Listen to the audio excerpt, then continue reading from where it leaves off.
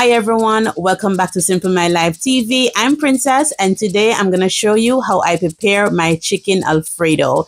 This is super creamy, super delicious. You are going to love it. If you're a lover of this type of content and you're not already subscribed, go ahead and hit that subscribe button. Remember to leave the video a thumbs up and let's get started.